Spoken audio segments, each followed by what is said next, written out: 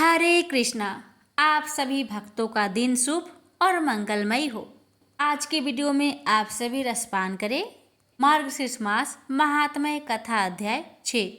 उससे पहले हम श्रवण करेंगे श्री कृष्ण भगवान और राधा रानी की चमत्कारी कथा और साथ में श्रवण करेंगे विष्णु भगवान की कृपा की कथा और फिर श्रवण करेंगे महात्म्य कथा। तो आइए रसपान करते हैं राधा रानी की कृपा की कथा। कथा इस प्रकार है। एक संत बरसाना में रहते थे और हर रोज सुबह उठकर यमुना जी में स्नान करके राधा जी के दर्शन करने जाया करते थे। यह नियम हर रोज का था। जब तक राधा रानी के दर्शन नहीं कर लेते थे तब तक जल भी ग्रहण नहीं करते थे। दर्शन करते करते तकरीबन उनकी उम्र 80 वर्ष की हो गई। आज सुबह उठकर रोज की तरह उठे और यमुना जी में स्नान किया और राधा रानी के दर्शन को चले गए। मंदिर के पट खुले और राधा रानी के दर्शन करने लगे। दर्शन करते करते संत के मन में भाव आया कि मुझे राधा रानी के दर्शन करते करते आज 80 वर्ष हो गए, लेकिन मैंने आज तक राधा रानी को कोई भी वस्त्र नहीं चढ़ाया। लोग राधा रानी के लिए कोई नारियल लाता है, कोई चुनरिया लाता है, कोई चूड़ी लाता है, कोई बिंदी लाता है, कोई साड़ी लाता है, कोई लहंगा चुनरिया लाता है, लेकिन मैंने तो आज तक कुछ भी नहीं चढ़ाया। यह विचार संत जी के मन में आया कि जब सभी मेरी राधा रानी के लिए कुछ न कुछ लाते ही हैं, तो मैं भी अपनी राधा रानी के लिए कुछ ना कुछ लेकर जरूर आऊंगा। लेकिन क्या लाऊं जिससे मेरी राधा रानी खुश हो जाए? तो संत जी यह सोचकर अपने कुटिया में आ गए। सारी रात सोचते सोचते सुबह हो गई। उठे, उठकर स्नान किया और आज अपनी कुटिया में ही राधा रानी के दर्शन पूजन किए। दर्शन के बाद मार्केट में जाकर सबसे सुंदर वाला लहंगा चुनरिया का कपड़ा लाए और अपनी कुटिया में आकर अपने ही हाथों से लहंगा चुनरिया को सीला और सुंदर से सुंदर उस लहंगा चुनरिया में गोटा लगाए। जब पूरी तरह से लहंगा चुनरिया को तैयार कर लिया तो मन में सोचा कि इस लहंगा चुनरिया को अपनी राधा रानी को पहनाऊंगा तो बहुत सुंदर लगेगी मेरी राधा रानी। यह सोच करके आज संत जी उस लहंगा चुनरिया को लेकर राधा रानी के मंदिर को चले। मंदिर की सीढ़ियां चढ़ने लगे और अपने मन में सोच रहे हैं, आज मेरे हाथों के बनाए हुई लहंगा चुनरिया राधा रानी को पहनाऊंगा तो मेरी लाडली खूब सुंदर लगेगी। यह सोचकर जा रहे हैं। इतने में एक बरसाना की लड़की लाली आई और बाबा से कहती है, बाबा आज बहुत खुश हो, क्या बात है? बाबा बताओ ना। तो बाबा ने कहा, लाली आज मैं बहुत खुश हूँ। आज मैं अपने हाथों से राधा रानी के लिए लहंगा चुनरिया बनाया हूँ। इस लहंगा चुनरिया को राधा रानी जी को पहनाऊंगा और मेरी राधा रानी बहुत सुंदर दिखेगी। उस लाली ने कहा, बाबा मुझे भी दिखाओ ना अपने लहंगा चुनरिया कैसी बनाई है बाबा। लहंगा चुनरिया को देखकर वह लड़की बोली, अरे बाबा राधा रानी के पास तो बहुत सारी पोशाक है, ये पोशाक मुझे दे दो ना बाबा। तो महात्मा बोले कि बेटी तुमको मैं दूसरी बाजार से दिलवा दूंगा, ये तो मैं अपने हाथ से बनाकर राधा रानी के लिए लेकर आया हूँ। अब मैं जा रहा हूँ, तुमको और कोई दूसरा दिलवा दूंगा। लेकिन उस छोटी सी बालिका ने उस महात्मा का दुपट्टा पकड़ लिया, बाबा ये मुझे दे दो। पर संत भी जिद करने लगे कि दूसरी दिलवाऊंगा, ये नहीं दूंगा। लेकिन वो बच्ची भी इतनी तेज थी कि संत के हाथ से छुड़ा लहंगा चुनरिया को छीनकर भाग गई। अब तो बाबा को बहुत ही दुख लगा कि मैंने आज तक राधा रानी को कुछ नहीं चढ़ाया, लेकिन जब लेकर आया तो लाली लेकर भाग गई। मेरा तो जीवन ही खराब है, अब क्या करूँगा। यह सोचकर संत उसी सीढ़ियों में बैठे और रोने लगे। इतने में कुछ संत वहाँ आए और पूछा, क्या बात है बाबा, आप क्यों रो रहे हैं? तो बाबा ने उन संतों को पूरी बात बताई। संतों ने बाबा को समझाया और कहा कि आप दुखी मत हो, कल दूसरी लहंगा चुनरिया बना के राधा रानी को पहना देना। चलो राधा रानी के दर्शन कर लेते हैं। इस प्रकार संतों ने बाबा को समझाया और राधा रानी के दर्शन को लेकर चले गए। रोना तो बंद हुआ, लेकिन मन खराब था, क्योंकि कामना पूरी नहीं हुई ना। तो अनमने से मन से राधा रानी का दर्शन करने संत जा रहे थे और मन में ये ही सोच रहे हैं कि मुझे लगता है कि किशोरी जी की इच्छा नहीं थी, शायद राधा रानी मेरे हाथों से बनी पोशाक पहनना ही नहीं चाहती थी। ऐसा सोचकर बड़े दुखी होकर जा रहे हैं। मंदिर आकर राधा रानी की पट खुलने का इंतजार करने लगे। थोड़े ही देर बाद मंदिर के पट खुले तो संतों ने कहा, बाबा देखो तो आज हमारी राधा रानी बहुत ही सुंदर लग रही है। संतों की बात सुनकर के जैसे ही बाबा ने अपना सिर उठाकर देखा तो जो लहंगा चुनरिया बाबा ने अपने हाथों से बनाकर लाए थे वही आज राधा रानी ने पहना था। बाबा बहुत ही खुश हो गए और राधा रानी से कहा, हे राधा रानी, आपको इतना भी सब्र नहीं रहा, आप मेरे हाथों से मंदिर के सीढ़ियों से ही लेकर भाग गई। ऐसा क्यों? सर्वेश्वरी श्री राधा रानी ने कहा कि बाबा आपके भाव को देखकर मुझसे रहा नहीं गया, और ये केवल पोशाक नहीं है, इसमें आपका प्रेम है। इसलिए तो मैं खुद ही आकर आपके पास लहंगा चुनरिया छीन कर भाग गई थी। इतना सुनकर के बाबा भाव विभोर हो गए और बाबा ने उसी समय किशोरी जी का धन्यवाद किया। तो प्रेम से बोलिए राधा रानी की जय, श्री कृष्ण भगवान की जय। हे राधा रानी, जैसे आपने संत बाबा पर अपनी कृपा बरसाई, वैसे ही आपकी कथा कहने वाले, सुनने वाले, हुक्कारे भरने वाले सभी पर अपनी कृपा सदा बनाए रखना। प्रेम से बोलिए राधा रानी की जय, श्री कृष्ण भगवान की जय। आप श्रवण करेंगे सभी मनोकामना को पूर्ण करने वाली विष्णु भगवान की कथा। कथा को अधूरा न छोड़े, पूरा अवश्य सुनिएगा। प्राचीन समय की बात है, एक बार नारद जी अपने प्रभु श्री हरि विष्णु को बैकुंठ धाम में मिलने के लिए जा रहे थे। तब मार्ग में उन्होंने जाते जाते एक नीम का वृक्ष देखा, जिसकी छांव में बैठकर एक महात्मा जी ध्यान में लीन थे।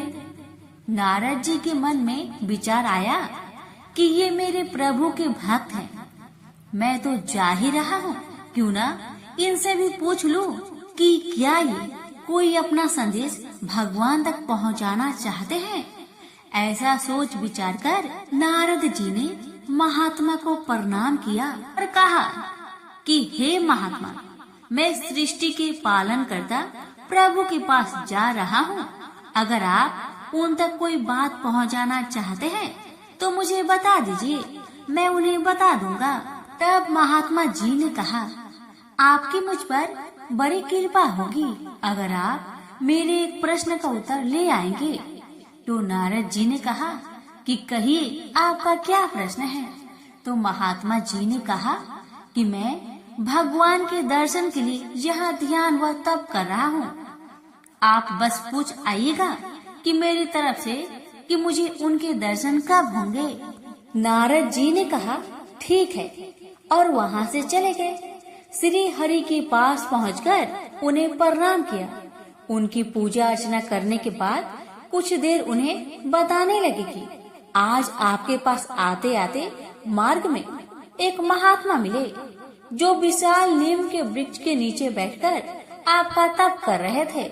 उनका एक प्रश्न लेकर आया हूँ। दरअसल उन्होंने पूछा है कि आखिर आप उन्हें दर्शन कब देंगे। भगवान ने बोला, दूंगा। नारद जी कहने लगे, परंतु कब देंगे? वो ये जानना चाहते हैं। तो भगवान ने नारद जी को उत्तर दिया कि उन्हें कहिएगा कि जिस नीम के वृक्ष के नीचे वो बैठे हैं, उस पेड़ में जितने नीम के पत्ते हैं, उतने साल बाद मैं उन्हें दर्शन दूंगा। नारद जी यह उत्तर सुनकर आश्चर्य में पड़ गए। उन्हें बुरा लगा, परंतु अब वो अपने भगवान से कुछ कहते भी कैसे। हजारों करोड़ों पत्तों वाले उस नीम के वृक्ष का विचार करके नारद जी सोचने लगे कि अपने भक्त के साथ प्रभु का ऐसा विनोद। इन्हीं सारी बातों का विचार करते हुए वो प्रभु को प्रणाम किए और वहाँ से लौट गए। वापस आते समय उन्हें वो महात्मा बैठे मिले। जैसे ही महात्मा ने नारद जी को देखा तो उन्होंने उत्सुकता बस पूछा कि आपने प्रभु से मेरा प्रश्न पूछा? नारद जी ने कहा, हे महात्मा, आप उसका उत्तर न ही सुने तो बेहतर होगा, क्योंकि उत्तर बहुत दुखदाई है। परंतु महात्मा जी बहुत जिद करने लगे कि बताइए भगवान ने क्या कहा। तो विवशता बस नारद जी ने कहा कि दुखी मत होना, परंतु प्रभु ने कहा है कि इस नीम वृक्ष में जितने पत्ते हैं, उतने वर्ष बाद वो आपको दर्शन देंगे। ये सुनते ही महात्मा जी खुशी से नाचने लगे और जिसे देखकर नारद जी हैरान हो गए। उन्होंने महात्मा से कहा, कहीं आप पागल तो नहीं हो गए? तो महात्मा ने कहा, नहीं नहीं, मैं पागल नहीं हो गया, मैं तो आनंदमय हो गया हूँ। उनकी बात सुनकर नारद जी ने कहा, ये रोने का विषय है ना कि नाचने का? तब महात्मा बोले, नारद जी, ये नाचने का विषय है, क्योंकि अब तो मुझे ये भी पता नहीं था प्रभु मुझे मिलेंगे या नहीं, लेकिन अब ये तो तय हो गया है कि वो मुझे मिलेंगे। प्रेम से बोलिए लक्ष्मी नारायण की जय। लक्ष्मी नारायण अपनी सभी भक्तों पर अपनी कृपा सदा बनाए रखना। मार्गशीर्ष महात्म्य कथा अध्याय 6। ब्रह्मा जी श्री विष्णु भगवान से बोले, हे अच्युत, घंटा नाद और चंदन का महात्म्य तथा जो फल होता है, हे स्वामीन, वह सब आप कृपा करके बताए। श्री भगवान विष्णु जी से बोले, हे देवेश, जो स्नान और पूजन कर्म के समय मेरे सामने घंटा नाद को करता है, उसके पुण्य फल को तुम सुनो। वह पुरुष हजारों कोटि वर्ष प्रयत्न और असंख्य कोटि वर्ष प्रयत्न अप्सरा गण से सेवित होकर मेरे लोक में वास करता है, क्योंकि घंटा समस्त बाधमयी और समस्त देवतामयी है। अर्थात घंटा में समस्त बाधे और देवता कहे गए हैं, इसलिए सब प्रकार के घंटा नाद करावे। समस्त बाधमयी घंटा मेरे को सर्वत प्रिय है। इसके वादन से शतकोटि यज्ञ के पुण्य को पाता है। हमेशा घंटा नाद को करे, विशेष रूप से और पूजन के समय करे तो 1000 मनवंतर वर्ष प्रयत्न और असंख्य मनवंतर वर्ष प्रयत्न। हे पुत्रक, मेरी और शंख नाद के साथ घंटा नाद से मैं हमेशा प्रसन्न रहता हूँ। मृदंग और शंखनाद के साथ समस्त बाधों से प्रणव ओमकार ध्वनि को करता हुआ मेरा पूजन करता है। तो हे देवेश, इस प्रकार का पूजन मनुष्य को निरंतर मोक्ष को देने वाला होता है। हे पुत्रक, जिस स्थान पर मेरे सामने नाद से युक्त और जहाँ वैष्णवों से पूजित होकर घंटा स्थिर रहता है, वहाँ पर मैं निवास करता हूँ। जो मेरे सामने गरुड़ के चिन्ह से युक्त अथवा सुदर्शन चक्र के चिन्ह से युक्त घंटा को स्थापित करता है, उसके पाप को मैं हरता हूँ। जो मेरे पूजन के समय घंटा नाद को करता है, उसके 100 जन्म के संचित पाप भी नष्ट हो जाते हैं। मेरे शयन के समय व पूजन के समय भक्ति भाव से घंटा नाद को करे तो उसको कोटि गुना अधिक फल होता है। जो गरुड़ के ऊपर स्थिर शंख चक्र गदा पद्म से युक्त तथा लक्ष्मी युक्त मुझ देवस की पूजा करते हैं, वे लोग तीर्थ देवता दर्शन, यज्ञ, व्रत, दान और उपवास व तीर्थ आदि करने का फल केवल पूजन करने से ही सब कुछ मिल जाता है। जो लोग कलयुग में गरुड़ के ऊपर मेरी नारायण की मूर्ति स्थापित करेंगे, वे लोग कोटि कल्प वर्ष प्रयत्न वास के लिए मेरे परम पद को जाएंगे। जो मेरे निवास में गरुड़ से युक्त घंटा को स्थापित करेंगे, वहां पर सहस्त्र कोटि तीर्थ और देवता वास करेंगे। जो एकादशी तथा रात्रि में मेरी वासना से युक्त होकर गरुड़ के ऊपर स्थित होकर मेरी पूजा करता है, वह धन्य है। और गान तथा नित्य करता है तो नरक से पितरों को तार देता है। हे सूत, तुम सुनो, मैं फिर घंटा का महात्म्य को कहूँगा। हे पुत्रक, जो घंटा मेरे सामने मेरे नाम से अंकित और वैष्णव से पूजित होकर जहाँ रहता है, वहाँ पर मैं निवास करता हूँ। जो गरुड़ से युक्त घंटा को मेरे स्नान, पूजन, चंदन, विलेपन, धूप और दीप के समय बजाता है, हे वत्स, वह प्रतिदिन मेरे सामने घंटा नाद से स्नान, पूजन, चंदन, विलेपन, धूप और दीप करता है। उस भक्त के 10,000 यज्ञ, आयुध, गोदान और शत असंख्य चंद्रायन व्रत के फल का भागी होता है। घंटा नाद के साथ विधि रहित ही पूजा मनुष्य की सफल होती है और मैं प्रसन्न होकर अपना पद देता हूँ। गरुड़ से चिन्हित तथा चक्र से चिन्हित घंटा कोटि जन्म के भय को नाश करती है। हे देवेश, गरुड़ के चिन्ह से चिन्हित घंटा को मैं प्रतिदिन प्रेम से देखकर प्रीति करता हूँ। जैसे निर्धन लक्ष्मी को प्राप्त कर प्रसन्न होता है, जो घंटा दंड के ऊपर सिर भाग में चक्र को अथवा मेरे प्रिय गरुड़ को स्थापित करता है, वह तीनों लोक को स्थापित करता है। जो अंत यानी मरण समय में चक्र से चिन्हित घंटा के नाद को सुनता है, वह कोटि पाप से युक्त होने पर भी उसके पास यमदूत नहीं आते हैं। हे सूत, घंटा नाद से समस्त दोष नष्ट हो जाते हैं और देवताओं को रुद्रों का तथा पितरों को उत्सव होता है। गरुड़ के अथवा चक्र के चिन्ह से चिन्हित रहने पर घंटा नाद से मैं भक्तों पर प्रसन्न होता हूँ। जिसके घर में गरुड़ के चिन्ह से चिन्हित घंटा नित्य रहता है, उस घर में सर्पों का भय नहीं होता है और अग्नि तथा विद्युत का भय नहीं होता है। जिसके घर में मेरे सामने घंटा और शंख नहीं होता है, तो वह भक्त मेरा प्रिय कैसे हो सकता है। हे पुत्रक, अब मैं चंदन का महात्म्य तुमसे कहूँगा, जिसको मेरे लिए अर्पण करने से मुझे अत्यंत प्रसन्नता होती है। इसमें कोई संचय नहीं है। पुष्प, कपूर, अगर, कस्तूरी, जायफल से युक्त चंदन अथवा मुझको अत्यंत सुखदायी तुलसी काष्ठ के चंदन को मेरे लिए नित्य देता है। वह मनुष्यों में श्रेष्ठ कलयुग में भक्ति से महाविष्णु को तुलसी काष्ठ के चंदन को देकर अनंत योग प्रयत्न स्वर्ग में जाकर वास करता है।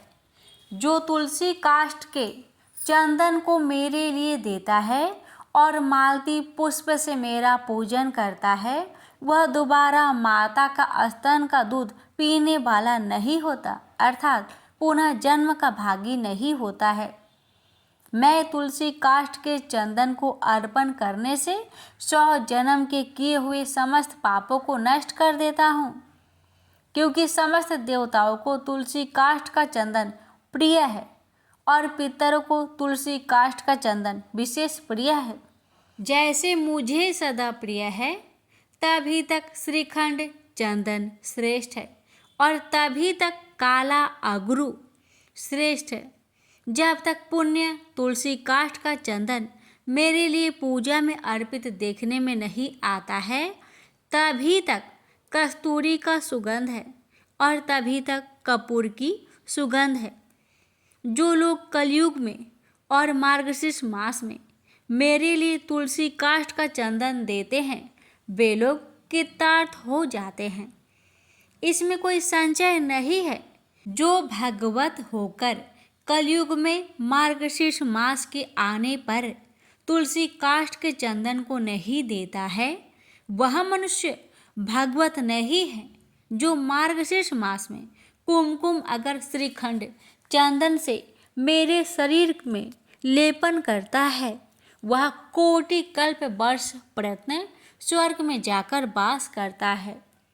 जो कपूर अगर को मिलाकर चंदन से और विशेष रूप से मुझको सदा प्रिय कस्तूरी से मेरा लेपन करता है, और जो मार्गशीर्ष मास में शंख में चंदन को रखकर उस शंख के चंदन से मेरा लेपन करता है, तो मैं 100 वर्ष तक के लिए प्रीति करता हूँ। जो सदा मार्गशीर्ष मास में भक्ति पूर्वक तुलसी पत्रों से और आंवला से मेरी नित्य भक्ति करता है, वह इच्छित फल का भागी होता है। प्रेम से बोलिए राधे राधे।